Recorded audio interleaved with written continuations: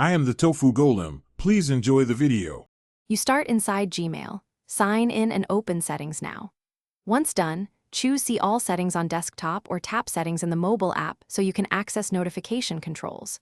You need to find the Notifications or Desktop Notifications section because that area controls banners, sounds, and push alerts. Make sure to check whether you're in the right account if you manage multiple addresses. Changing settings applies per account, so pick the one you want to silence. You'll now change the notification types themselves. On desktop, select Mail Notifications off or disable Desktop Notifications. On mobile, choose Notifications, right arrow None, and turn off notification sounds. Once this is done, check label-specific settings and toggle notifications off for labels like primary or promotions so they don't still alert you.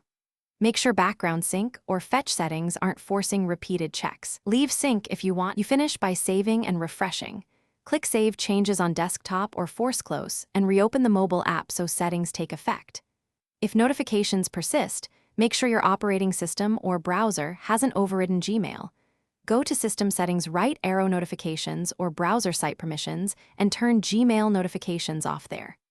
If problems continue, revoke site permissions, clear app cache, or reinstall the app. These steps resolve stuck notification states in most cases and restore the silence you wanted.